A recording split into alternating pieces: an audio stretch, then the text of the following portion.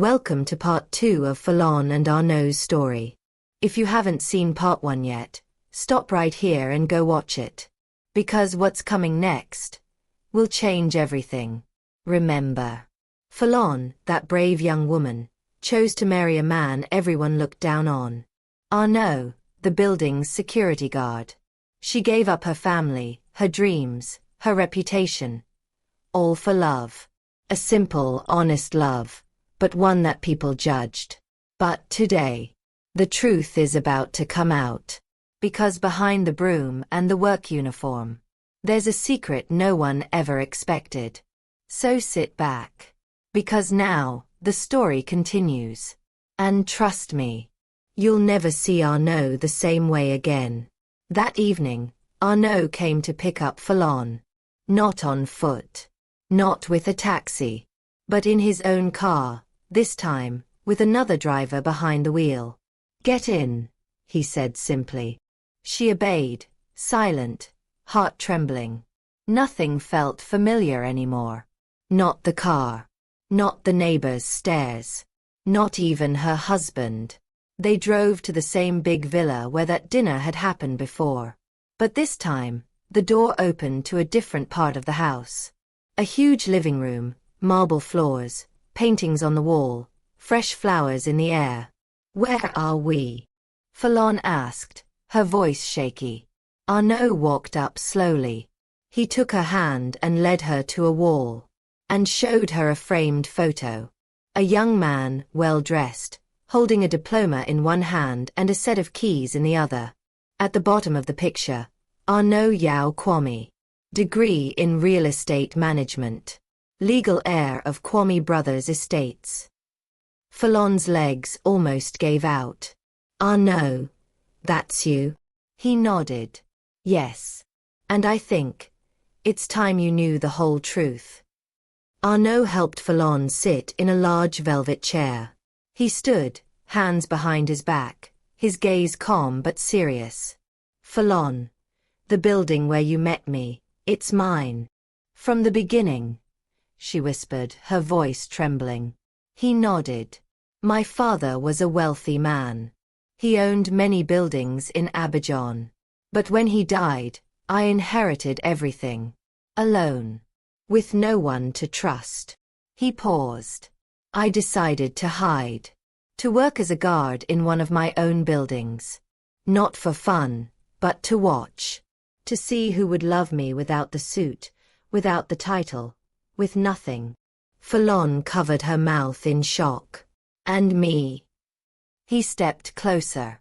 You loved me when everyone else looked down on me. You stood by me, endured the humiliation, the mockery, without ever knowing who I really was. Tears rolled down Falonne's cheeks. Arnaud got down on one knee, just like he did back in their tiny room.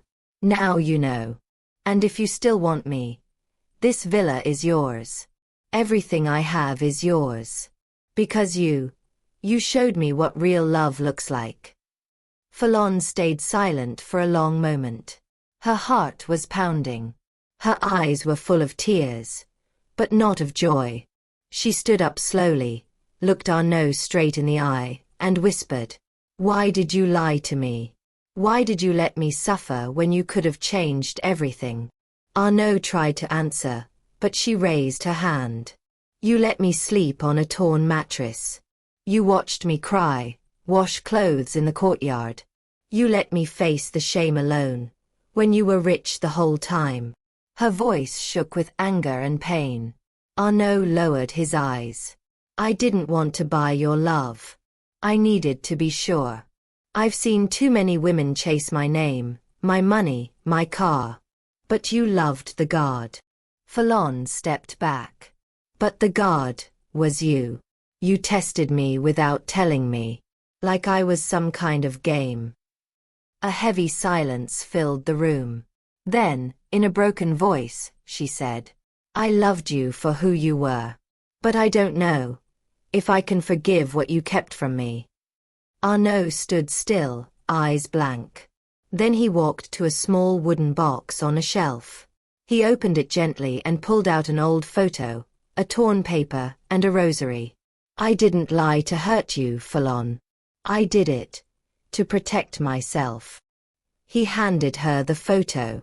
A younger Arnaud, smiling beside a beautiful woman. Her name was Elodie. She said she loved me, or so I believed. She convinced me to sign everything over to her.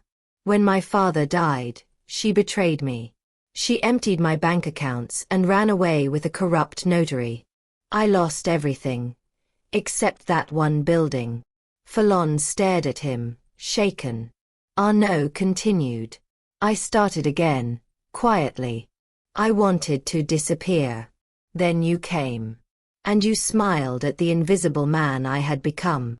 He dropped to one knee, his voice trembling. I was scared. Scared you might be like her. But you stayed, even when I had nothing.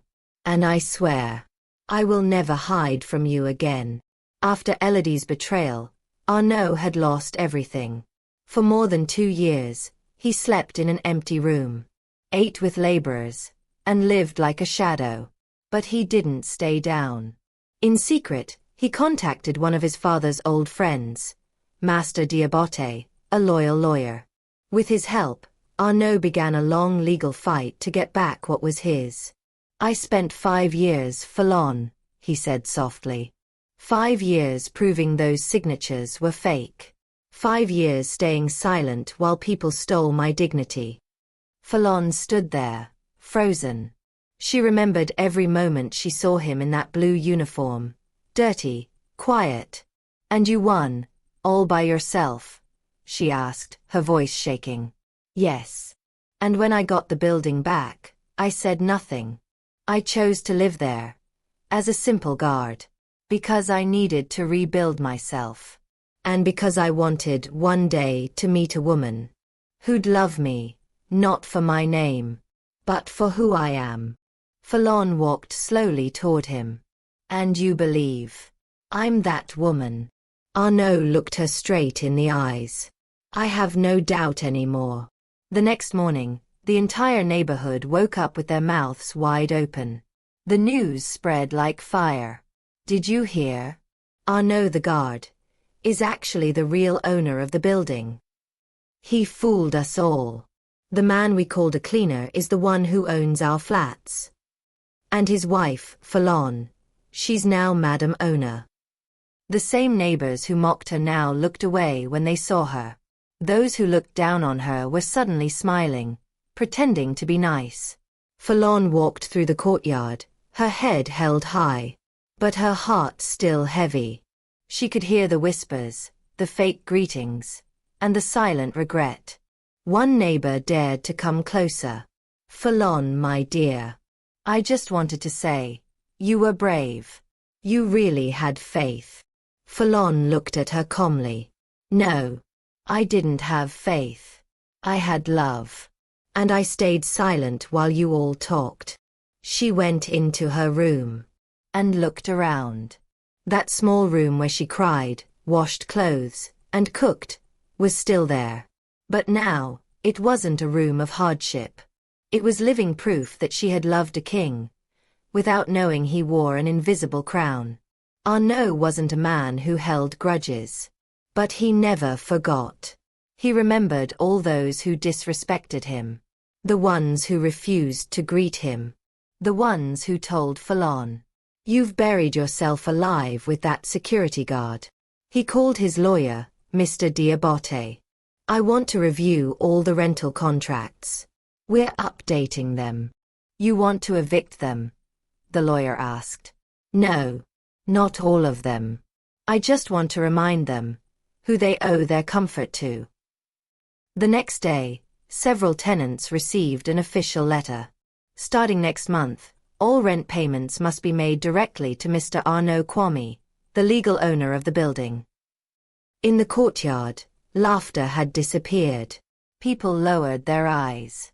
They walked more carefully when Arnaud passed by.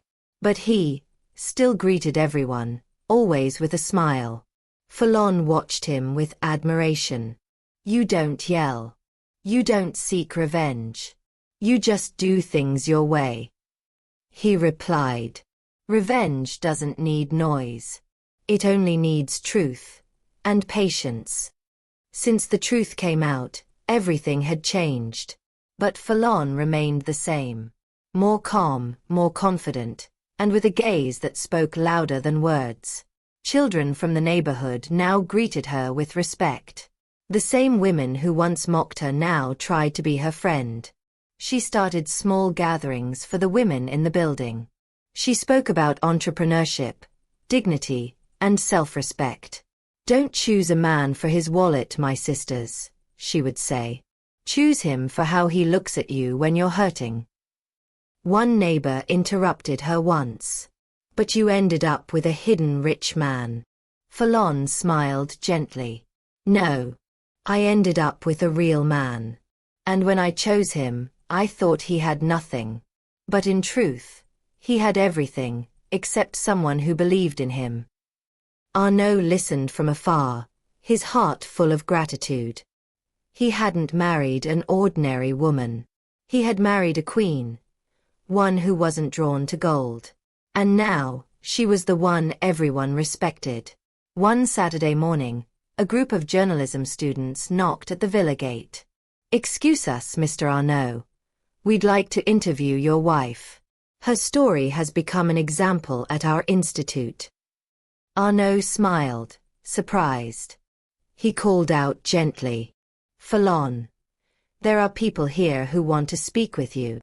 Falonne came out, simple and calm, wearing a clean wrap skirt and headscarf. She sat under the mango tree, like she always did. "What do you want to know?" she asked quietly. One student replied, "How did you know that the man in blue was worth more than what others saw?" Falonne looked at her for a moment, then answered, "Because he had something most men didn't, peace in his eyes." She paused. "Today, I live in a beautiful house. But the most precious things I have, I already had back when I slept on that thin mattress. I had a real man. And I had love. Everything else came later." The young journalists took notes, moved. And Falonne finished. "I'm not lucky. I'm just a woman who knew how to see value where others laughed." One Sunday afternoon, while Falonne was watering her flowers in the villa's courtyard, a car stopped in front of the gate. She looked up and froze. Her mother, her older brother, two aunts, the same people who once shouted, "You will never marry that god." They stepped out, neatly dressed, forced smiles on their faces. "Falonne, my daughter, we came to see you. We're sorry for everything. We didn't know." She wiped her hands and looked at them silently.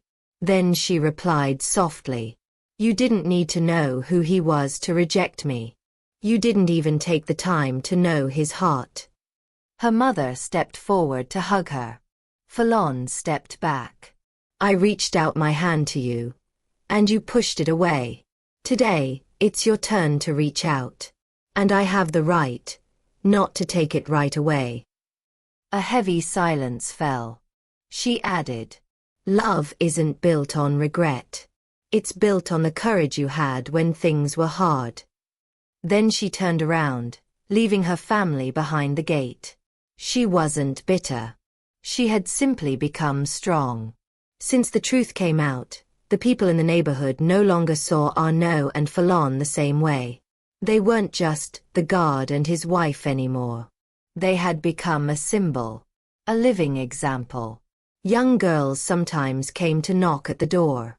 "Auntie Falonne, can you tell us how you knew he was the one?" Mothers told their daughters, "You see, don't just look for men in suits. Look at the ones who have a good heart."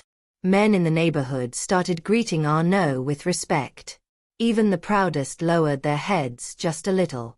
And the best part, even with all that admiration, Arnaud and Falonne stayed the same. They still walked together in the mornings. They still shared simple meals in the courtyard. They still greeted neighbors with the same warm smiles. One day, an old man said to his grandson, "Look at them closely. It's not their money that's beautiful.